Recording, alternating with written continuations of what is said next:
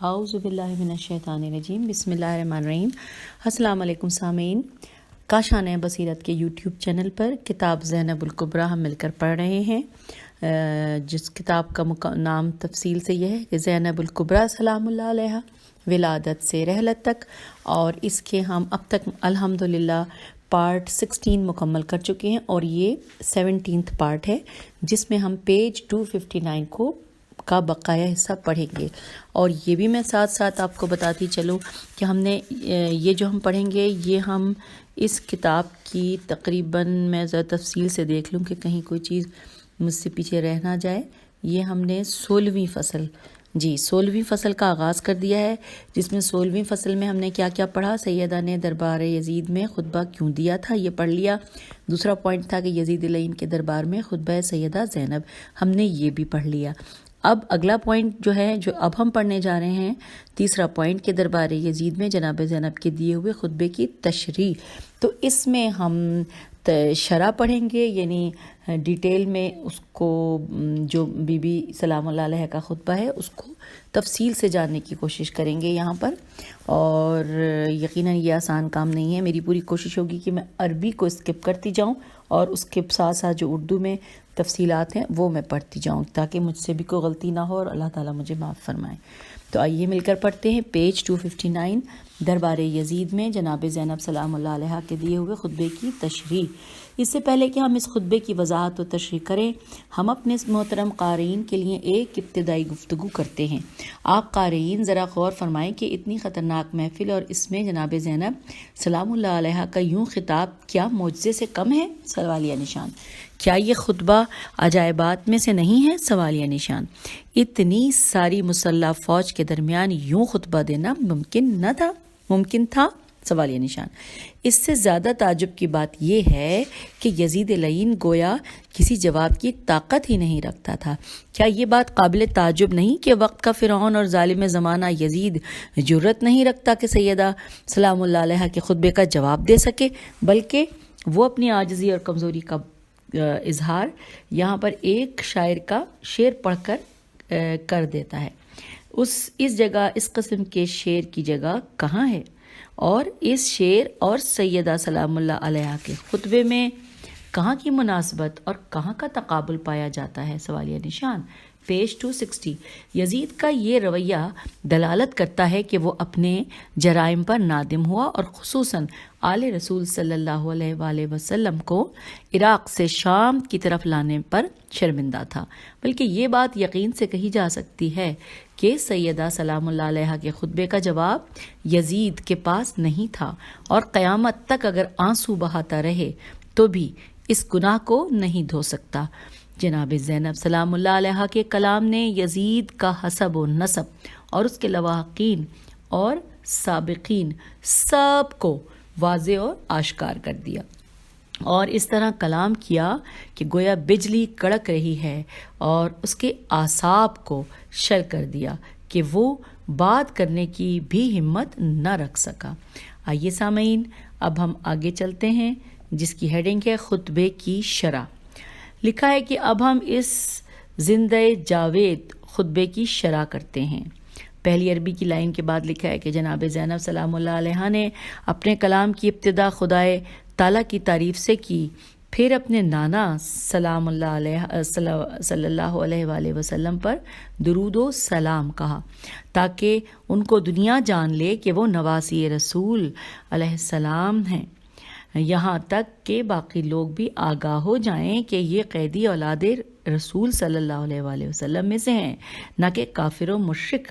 اور پھر اس آیت مجیدہ کی تلاوت فرمائی۔ ترجمہ کہ بالآخر ان لوگوں کا انجام بہت برا ہے جنہوں نے آیات خدا کو جھٹلایا اور ان کا مذاق اڑایا، انورٹڈ کاما کلوز۔ اس قسم کا اظہار کرنا، اور وہ بھی خطبے کے مقدمے میں، یہ بہت کم نظر آتا ہے۔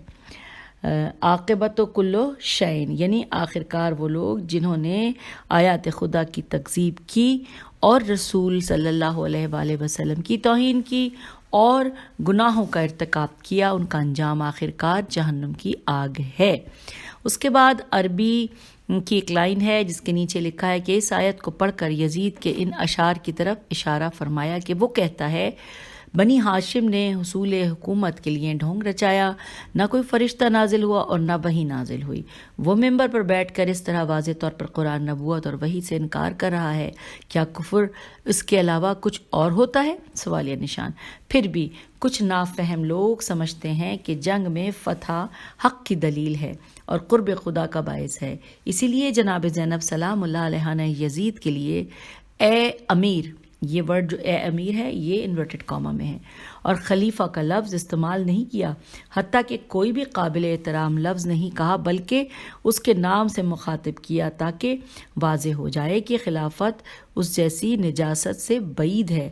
اور پھر فرمایا، عربی کی ایک چھوٹا سا جملہ ہے اور اس کے نیچے لکھا ہے کہ یہاں پر سیدہ زینب نے اپنا اور اپنے عیال کی بے بسی اور غربت کا ذکر فرمایا کہ انہیں کس طرح جکڑ کر قید کیا گیا تھا اور اس طرح لایا گیا تھا جیسے کہ کفار کے علاقوں سے فتح کے بعد کنیزوں اور غلاموں کو لایا جاتا ہے۔ اس کے بعد بی بی کا ایک ورڈ لکھا ہے جس کا ترجمہ ہے قطار الابل، یعنی ایک ہی رسی میں بندھے ہوئے بہت سے اونٹ۔ اسی طرح سیدہ زینب امام زین العابدین علیہ السلام اور ان کے اہل بیت کو ایک رسی سے باندھ کر چل رہے تھے۔ اس کے بعد تھوڑی سی عربی لکھی ہے اور اس کے آگے لکھا ہے کہ یعنی ہم بے بسی کی حالت میں ہیں اور اب مجھے قدرت حاصل ہے، پیج 262۔ پھر عربی لکھی ہے بی بی کے خطبے کی اور اس کے نیچے لکھا ہے انورٹڈ کاما میں کہ تو گمان کرتا ہے کہ ہم قیدی ہیں اور تو فاتح اور صاحب اختیار اور تجھے خدا کے نزدیک مقام مل گیا کیونکہ ہم پر غالب آیا؟ سوالیہ نشان۔ اس لیے کہ تو نے ہمارے مردوں کو شہید کیا اور عورتوں کو قیدی بنا لیا؟ سوالیہ نشان۔ اور تو گمان کرتا ہے کہ تجھے بلند مقام ملا ہے، انورٹڈ کاما کلوز۔ اس کے بعد چھوٹا سا عربی کا ایک لفظ ہے اور نیچے لکھا ہے کہ ترجمہ کہ اور تجھے قرب خدا حاصل ہو گیا؟ سوالیہ نشان۔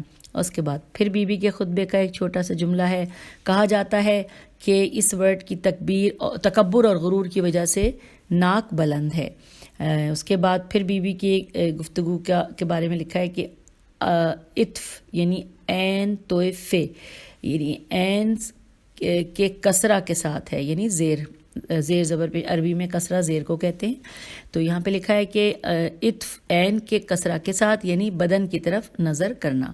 جب انسان کو تکبر ہوتا ہے تو وہ اپنے بدن کی طرف غرور سے دیکھتا ہے۔ اس کے بعد پھر بی بی کا خطبہ کی کچھ الفاظ لکھے ہیں چھوٹے سے اور اس کے نیچے لکھا ہے ضرب اصدریہ، یعنی اس نے سر کو حرکت دی، جو کہ ایک خاص قسم کی خوشی پر دلالت کرتی ہے۔ اس کے بعد جو عربی کا ورڈ ہے اس کے نیچے لکھا ہے یعنی جمع ہو گئی، اور یعنی تو سمجھتا ہے کہ امور تیری مرضی سے ہوں گے اور جیسے تو چاہے گا ویسے کرے گا۔ اس کے بعد پھر ہم پیج 263 پہ آ گئے سامعین، یہاں لکھا ہے کہ ہمارے مردوں کی شہادت اور ہماری مستورات کی قید پر تیری یہ حرکات تیری بے پناہ خوشی کی دلیل ہیں، لیکن اے مغرور تو جان لے کہ جس خلافت پر تو قابض و غاصب ہے یہ ہماری میراث اور بنیادی حق ہے۔ خلافت ایک خاص مقام ہے جو معین کردہ افراد کا حق ہے، اور وہ افراد امام علی علیہ السلام، ابن ابی طالب علیہ السلام اور ان کی اولاد میں سے 11 ہیں۔ اس تمہید اور مقدمے کے بعد سیدہ زینب نے فرمایا فَمَحْلًا محلن، یعنی ٹھہر جا اور صبر کر، جیسا تو سمجھ رہا ہے وہ حقیقت نہیں بلکہ حقیقت بہت جلد تیرے سامنے آ جائے گی۔ اور پھر بی بی کے خطبے کا چھوٹا سا ایک ورڈ ہے، اس کے نیچے لکھا ہے کہ تاش تو الف شین تاش، یعنی مغرور اور تکبر ہونا بوجہ جہالت۔ تو مراد یہ ہے کہ اے یزید، حقائق سے جہالت اور مفاہیم کو خلط ملط کر کے تو مغرور نہ ہو۔ کیا تو خدا بند متعال کا یہ فرمان بھول گیا؟ سوالیہ نشان، انورٹڈ کاما، کہ کافر لوگوں کو یہ خیال نہیں کرنا چاہیے کہ جو مہلت ان کو ملی ہے یہ ان کے لیے بہتر ہے، بلکہ یہ مہلت ان کے لیے اس لیے ہے کہ وہ دل کھول کر گناہ کر لیں اور ان کے لیے دردناک عذاب ہے، انورٹڈ کاما کلوز۔ پھر سیدہ زینب سلام اللہ علیہ نے اس کا شجرہ خبیثیہ یاد دلاتے ہوئے فرمایا، اور ایک جملہ جو عربی میں لکھا ہے جس کے نیچے لکھا ہے کہ اس جملے سے واقع فتح مکہ کی طرف اشارہ ہے کہ جب رسول خدا صلی اللہ علیہ وآلہ وسلم نے مکے کو فتح کر لیا اور مکے میں داخل ہوئے تو اہل مکہ بہت زیادہ خوفزدہ تھے، اور آپ صلی اللہ علیہ وآلہ وسلم اس وقت ان لوگوں کی طرف متوجہ ہوئے تھے اور ارشاد فرمایا تھا، پیج 264 انورٹڈ کاما، اے گروہ قریش، تم کیا سمجھتے ہو کہ اب میں تمہارے ساتھ کیا کروں گا؟ سوالیہ نشان۔ سب نے کہا کہ آپ ایک اچھے بھائی اور اچھے بھائی کے بیٹے ہیں۔ اس وقت آپ صلی اللہ علیہ وآلہ وسلم نے فرمایا کہ جاؤ تم سب آزاد ہو، انورٹڈ کاما کلوز۔ ان لوگوں میں معاویہ اور ابو سفیان بھی تھے۔ یزید معاویہ کا بیٹا اور ابو سفیان کا پوتا تھا۔ اس پر بھی آزاد کردہ کا اطلاق ہوتا ہے۔ اس کے معنی یہ بھی ہو سکتے ہیں کہ ایسا قیدی جس کو کہا جائے کہ جاؤ تمہارا راستہ صاف ہے، نکل جاؤ، کیونکہ تلقن طلیقن کی جمع ہے، اور طلیق اس قیدی کو کہا جاتا ہے جسے دوسروں کے ساتھ بغیر کسی شرط کے آزاد کر دیا جائے۔ اللہ تعالیٰ ارشاد فرماتا ہے سورہ محمد آیت نمبر 4 ترجمہ کہ پس جب کفار سے مقابلہ ہو تو ان کی گردنیں اڑا دو، یہاں تک کہ جب زخموں سے چور ہو جائیں تو باندھ دو، پھر احسان کر کے چھوڑ دو یا فدیہ لے لو۔ یہاں پر انورٹڈ کاما کلوز ہو گیا، اور اس کے بعد عربی کا ایک چھوٹا سا ورڈ لکھا ہوا ہے بی بی کے خطبے کا، اور نیچے لکھا ہے کہ قیدیوں پر احسان کرتے ہوئے ان کو رہا کر دیں بغیر عوض کے، یا پھر ان سے فدیہ لیں۔ اس میں آپ صلی اللہ علیہ وآلہ وسلم کو اختیار ہے۔ سیدہ زینب سلام اللہ علیہ کا یزید کو یبن الطلقہ کہنے سے دو میں سے ایک مقصد تھا۔ نمبر 1، پہلا یہ کہ اس کا باپ دادا وہ لوگ ہیں کہ جن کو رسول اللہ صلی اللہ علیہ وآلہ وسلم نے فتح مکہ کے دن آزاد کیا تھا، گویا یزید غلاموں کی اولاد ہے، اور یزید کو اس کا شجرہ ملونہ یاد دلانا مقصود تھا۔ نمبر 2، دوسرا یہ کہ اپنے نانا کا احسان یاد دلایا کہ انہوں نے تمہارے باپ دادا سے اچھا سلوک کیا تھا، اور فرمایا کہ امن العدل، یعنی یہی انصاف کا تقاضا ہے کہ تم اس رسول صلی اللہ علیہ وآلہ وسلم کی اولاد کو قیدی بناؤ، سوالیہ نشان، پیج 265۔ ممکن ہے کہ یہ دونوں باتیں ہی جناب زینب کا مطلوب و مقصود ہوں۔ اگلا تھوڑا سا پھر ایک گفتگو بی بی کے خطبے کی عربی میں ہے بغیر زیر زبر پیش کے، اور جو اردو میں لکھا ہے وہ میں پڑھ رہی ہوں۔ لکھا ہے خدر پس پردہ کو کہتے ہیں، اور الحرائر یہ حرہ کی جمع ہے، اور کنیز کا متضاد ہے یعنی آزاد عورت۔ السوق گلیوں میں اس طرح پھرانا کہ ہتک اور توہین ہو۔ مصنف فرماتے ہیں کہ یزید ملعون سے کسی قسم کی عدل و انصاف کی امید نہیں کی جا سکتی، کیونکہ اس کی خلافت صرف اس کے نفس کے لیے تھی، اس سے عدل و انصاف بعید تھا۔ اسی لیے سیدہ زینب سلام اللہ علیہا نے اسے کہا کہ یہ کیسا انصاف ہے کہ تیری عورتیں پردے اور گھر میں ہیں، جبکہ تو بنات رسول صلی اللہ علیہ وآلہ وسلم کو قیدی بنا کر بازاروں میں لے آیا ہے، سوالیہ نشان۔ پھر عربی کی ایک لائن ہے اور نیچے انورٹڈ کاما میں لکھا ہے کہ وہ مستورات عصمت کہ جن کا سایہ بھی پوشیدہ تھا ان کو اس طرح بازار میں لے آیا کہ نہ برقع ہے نہ مقنا ہے، جبکہ ہزاروں تماشائی ہر طرف سے دیکھ رہے ہیں، انورٹڈ کاما کلوز۔ اگلا بی بی کے خطبے کی لائن ہے جس کے نیچے اردو میں لکھا ہے کہ مستورات عصمت کو کربلا سے کوفے اور پھر کوفے سے شام، ہر ملک، ہر شہر، ہر گلی و بازار میں پھرایا، جہاں ہر قسم کے لوگ ان مخدرات عصمت کو ننگے سر دیکھتے تھے، پیج 266۔ اور پھر فرمایا، عربی کا جملہ ہے جس کا ترجمہ میں نیچے پڑھ رہی ہوں، اس کا اردو لکھا ہے مقاتل منقل کی جمع ہے، اور اس راستے کو کہتے ہیں جو پہاڑوں کی طرف جا رہا ہو، اور مناہل منہل کی جمع ہے، اور اس جگہ کو کہتے ہیں جہاں پانی ہو، اور قافلے پانی کی وجہ سے ٹھہرتے ہیں۔ مطلب یہ ہے کہ ہر وہ جگہ جہاں زیادہ ہجوم تھا وہاں ان مستورات کو لے گئے تاکہ توہین اور بے حرمتی کر سکیں۔ سامعین، پھر عربی کا ایک جملہ ہے بی بی کے خطبے سے، اور اردو میں نیچے لکھا ہے کہ مستورات عصمت کو اتنا واضح کیا گیا کہ ہر دور قریب سے گزرنے والے نے دیکھا۔ پھر عربی کی لائن ہے اور اردو میں لکھا ہے نیچے کہ ان دیکھنے والوں میں سے شریف بھی تھے اور رذیل قسم کے لوگ بھی تھے، اور مخدرات عصمت کے ساتھ سوائے امام زین العابدین علیہ السلام کے کوئی مرد موجود نہ تھا۔ پھر عربی میں کا نیچے ایک چھوٹا سا جملہ ہے وَمَجُودُ الرسول اللہ، یعنی الحجود اس انکار کو کہا جاتا ہے جس کے حق ہونے کا یقین ہو، جیسا کہ قول باری تعالیٰ ہے، اور قول باری تعالیٰ سورہ نحم آیت نمبر 14 سورہ نمل آیت نمبر 14، اور ترجمہ اس کا یہ ہے کہ انہوں نے ظلم اور غرور کے جذبے کی وجہ سے انکار کر دیا، ورنہ ان کے دل کو بالکل یقین تھا، انورٹڈ کاما کلوز۔ اس کے بعد عربی کا ایک جملہ ہے جس کو نیچے اردو میں اس کی شرح پڑھتے ہیں کہ لا غرو یعنی کوئی تعجب کی، لا غرو یعنی کوئی تعجب نہیں ہے۔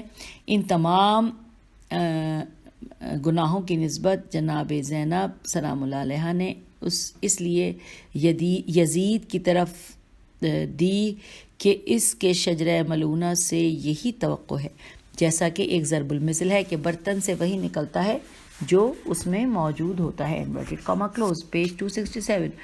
پھر خطبے کی ایک 2 لائنیں ہیں اور اس کے نیچے لکھا ہے یعنی ان لوگوں سے کیسے خوف خدا کی توقع کی جا سکتی ہے جن کے منہ میں شہداء کے جگر کا خون ہو، سوالیہ نشان۔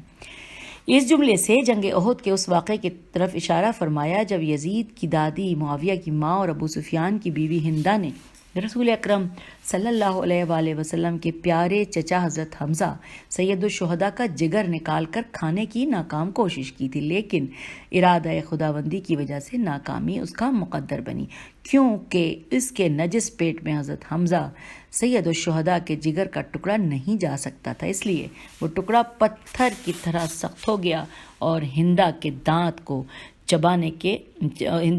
اس کو چبانے کے قابل ہی نہ رہے۔ اسی دن سے ہندہ کا لقب جگر خوار پڑ گیا۔ اگلی لائن ہے وہ عربی کی ہے، اس کے نیچے لکھا ہے کہ ہم نے اسی کتاب کی 4 فصل میں ذکر کیا تھا کہ جب رسول خدا صلی اللہ علیہ وآلہ وسلم مدینے میں تھے تو ابو سفیان نے لشکر کشی کی اور مسلمانوں کی شہادت کا باعث بنا، اور مسلمانوں نے مقابل مشرکین یہودی اور عیسائی قبائل پر مشتمل ایک عظیم فوج لے کر آیا جسے تاریخ نے جنگ خندق کا نام دیا۔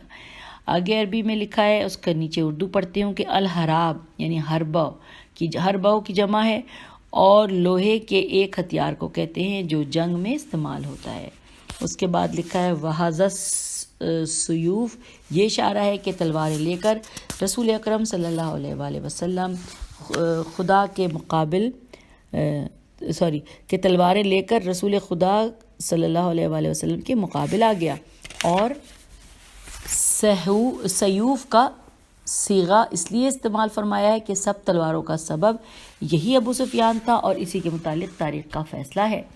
پیج 268 ترجمہ کہ پورے عرب میں اللہ کا سخت منکر، رسول خدا کا سب سے بڑا انکاری اور سب سے زیادہ کھل کر دشمنی کرنے والا، نیز کفر و سرکشی کے ساتھ خدا کا سب سے بڑا نافرمان ابو سفیان تھا، انورٹڈ کاما کلوز۔ یہ بات تو روز روشن کی طرح واضح اور آشکار ہے کہ جزیرۃ العرب میں وجود خدا کا انکار کرنے والوں کے مختلف درجات اور طبقات تھے۔ کچھ کا انکار 100% تھا، جبکہ کچھ لوگوں کا انکار 80% تھا۔ پھر کچھ لوگ ایسے بھی تھے کہ جو توحید کا علم رکھنے کے باوجود بھی کفر اختیار کیے ہوئے تھے اور کچھ حالت شک پر تھے، اور ان میں سے رسول خدا صلی اللہ علیہ وآلہ وسلم سے خفیہ دشمنی رکھتے تھے، اور بعض واضح اور ظاہر ہو کر دشمنی کرتے تھے۔ بہرحال وہ کافر کہ جس نے اللہ کی وحدانیت اور رسول خدا صلی اللہ علیہ وآلہ وسلم کی رسالت کا انکار کیا، وہ ابو سفیان تھا۔ وہ اسلام اور رسول صلی اللہ علیہ وآلہ وسلم اسلام کا 100% دشمن تھا۔ اسی لیے یہ تمام نفرت اور بغض یزید کو اپنے آباء و اجداد سے وراثت میں ملا تھا۔ ابو سفیان نے رسول اکرم صلی اللہ علیہ وآلہ وسلم سے جنگیں کیں، اس کے بعد اس کے بیٹے معاویہ نے امیر المومنین علی ابن ابی طالب سے جنگ کی، اور اس کی نفرت اور بغض کو تاریخ نے یوں ذکر کیا ہے۔ ایک جملہ ہے عربی کا اور اس کے نیچے لکھا ہے کہ اسی جملے میں ایک حقیقت کی ترجمانی کی گئی ہے اور بہت سے الفاظ اپنے معانی پر خود دلیل ہوتے ہیں۔ انورٹڈ کاما میں لکھا ہے کہ آزاد کے لیے تو صرف اشارہ کافی ہے، انورٹڈ کاما کلوز۔ ہم پیج 269 پہ آ گئے ہیں، اور اب یہاں لکھا ہے کہ اور تاریخ تو یہ بھی بتاتی ہے کہ معاویہ اسلام پر نہ تھا بلکہ کسی اور ملت کی پیروی کرتے ہوئے مر گیا۔ اب یہاں پہ حاشیے میں ہمیں پڑھنا ہے، اشارہ دیا گیا ہے، حاشیے میں لکھا ہے کہ یہ نص نون صاد اور بریکٹ میں لکھا ہے حرف واحد کے ساتھ، بریکٹ کلوز۔ ذہبی کی کتاب سیر اعلام النبلا جلد نمبر 10 صفحہ نمبر 533 اور خطیب بغدادی کی کتاب تاریخ بغداد جلد نمبر 14 صفحہ 181 اور خلاصہ طبقات الانوار جلد نمبر 7 صفحہ نمبر 305 پر موجود ہے۔ یہ جو ہم نے پڑھا تھا، کیا پڑھا تھا میں پھر دہرا دیتی ہوں کہ اور تاریخ تو یہ بھی بتاتی ہے کہ معاویہ اسلام پر نہ تھا بلکہ کسی اور ملت کی پیروی کرتے ہوئے مر گیا۔ یہ اس کے بارے میں ہم نے حاشیے میں پڑھا تھا۔ اب ہم پیج پہ پڑھتے ہیں باقی کیا لکھا ہے۔ لکھا ہے پھر یزید پلید معاویہ کے بعد آیا تو اس کے دل میں آل رسول صلی اللہ علیہ رسول علیہ السلام اور اولاد علی علیہ السلام کے بارے میں بغض اور کینہ بھرا ہوا تھا۔ کیا خیال ہے کہ وہ کیا کرے گا؟ سوالیہ نشان۔ اور اس سے کیا توقع ہو سکتی ہے؟ سوالیہ نشان۔ خصوصاً اس صورت میں کہ اس کے پاس ایک بڑا لشکر اور کثیر فوج اور وسائل موجود تھے جو اس کے حکم کا منتظر رہتا تھا۔ یہ ملعون کون سی انسانیت، شرافت اور دیانت رکھ دکھاتا؟ ظلم بالائے ظلم یہ کہ اس کا مشیر خاص سر جان انورٹڈ کاما میں نام لکھا ہے، سر جان نامی ایک عیسائی تھا جو اسلام کو مٹانا چاہتا تھا۔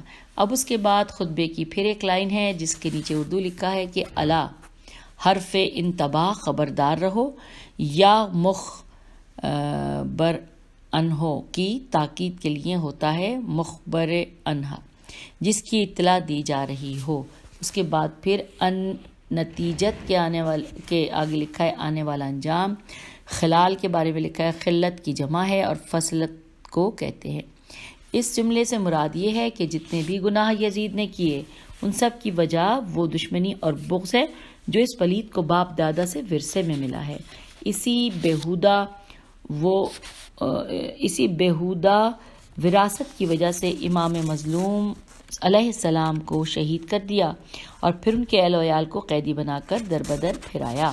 اب ہم آ گئے ہیں پیج پروف 70 پر۔ بی بی کے خطبے کی ایک عربی کی لائن ہے، اس کی شرح پڑھ رہے ہیں۔ نیچے لکھا ہے وَالزِّبُونَ یعنی چھپی ہوئی دشمنی اور بغض کو کہا جاتا ہے۔ جرجر ایک ورڈ لکھا ہے، اس کے آگے لکھا ہے کہ اس آواز کو کہتے ہیں جو مست اونٹ مستی کے وقت اپنے گلے سے نکالتا ہے، یعنی اس کے دل میں وہ چھپی ہوئی دشمنی تھی جو اس کے اجداد و بدر کے میدان میں مارے گئے تھے، کیونکہ غزوہ بدر میں اس کے اجداد کو خاندان رسول صلی اللہ علیہ وآلہ وسلم نے جہنم واصل کیا تھا، جس میں عتبہ، شیبہ اور ولید بن شیبہ تھا۔ جنگ کے دوران میں عتبہ بن ربیعہ کو حضرت عبیدہ ابن حارث ابن عبد المطلب نے واصل جہنم کیا اور ولید اور شیبہ کو امیر کائنات علی ابن ابی طالب علیہ السلام نے جہنم پہنچایا تھا۔ اسی واقعے کا دکھ معاویہ ابن ابو سفیان، یزید اور اس کی ماں ہندہ کو تھا، اور اسی کا بدلہ یزید نے میدان کربلا میں لیا کہ فرزند رسول صلی اللہ علیہ وآلہ وسلم کو میں اصحاب و انصار کے شہید کرایا اور خانوادہ عصمت کی اہانت کا مرتکب ہوا۔ اس کے دل میں خوف خدا تھا اور نہ حرمت رسول صلی اللہ علیہ وآلہ وسلم کی پاسداری تھی۔ یہ شراب پینے والا تھا، جوا، شطرنج اور معاصیت خدا کرنے والا تھا، منکرات خدا کو بجا لانے والا اور حق کی مخالفت کرنے والا تھا، محرم سے نکاح کے جواز کا قائل تھا، غرض کے ہر برے کام کو فخر سے کرنے والا اور نیکی کا مذاق اڑانے والا تھا۔ ایک حدیث میں امام سامن یعنی حضرت علی ابن موسیٰ الرضا سے منقول ہے کہ جب بھی تمہاری نگاہ شطرنج پر پڑے تو یزید اور آل یزید پر لعنت بھیجو۔ اب پھر اگلا جملہ ہے کہ جو لکھا ہے عربی میں، اور اس کو میں نیچے پڑھتی ہوں۔ اس میں نیچے لکھا ہے کہ ایک اور جگہ عبارت کچھ یوں ہے، اور جو عبارت ہے وہ بھی عربی میں ہے۔ بہرحال ہم آگے اردو میں لکھا ہے کہ یہ سب الفاظ قریب قریب ایک ہی معنی پر دلالت کرتے ہیں کہ بہت زیادہ بغض اور دشمنی رکھنے والا۔ پیج 271 عربی کا ایک یہ لائن ہے، اس کے نیچے لکھا ہے کہ اس جملے سے یزید کے کفری اشعار کی طرف اشارہ فرمایا کہ تو کہتا ہے کہ نہ کوئی وحی آئی اور نہ کوئی خبر، بلکہ بنی ہاشم نے حکومت کے لیے ڈھونگ رچایا ہے، اور یہاں پہ انورٹڈ کاما کلوز۔ ان اشعار سے تیرے دل کی بات زبان پر آ گئی کہ تو خدا اور رسول کا منکر ہے۔ اس کے بعد کی عربی کی لائن کے بعد ہم پڑھ رہے ہیں ثنایا، سامنے والے، دو دانتوں کو کہتے ہیں، مقبل بوسہ لینے کی جگہ اور محضرہ عصا کو کہتے ہیں، اور ایک قول ہے کہ اس چھڑی کو کہا جاتا ہے جس کے سرے پر لوہا لگا ہو۔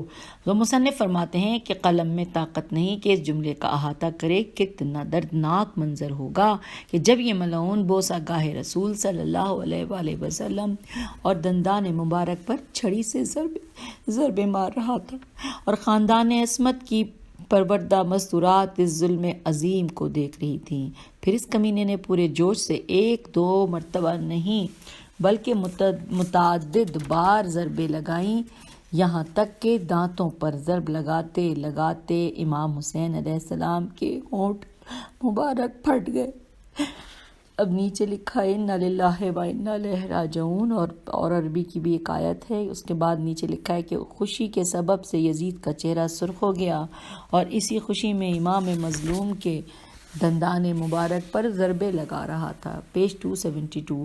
پھر عربی کی ایک چھوٹی سی آیت جو کہ بیوی کے خطبے کا حصہ ہے، اس کے نیچے لکھا ہے کہ شاید اس سے مراد یہ ہو کہ جب یہ بے حیا مستی و سرور میں امام مظلوم علیہ السلام کے دندان مبارک کی بے حرمتی کر رہا تھا اور خانواد عصمت گریہ و بکا کر رہے تھے، تو اس وقت امام حسین علیہ السلام کی دونوں بیٹیوں نے اپنے سر پر ہاتھ رکھے اور جناب زینب سلام اللہ علیہا سے عرض کیا کہ اے پھوپھی اماں، یزید ہمارے مظلوم بابا کے چہرے پر ظلم کر رہا ہے، اس سے کہیں کہ یہ ظلم نہ کرے۔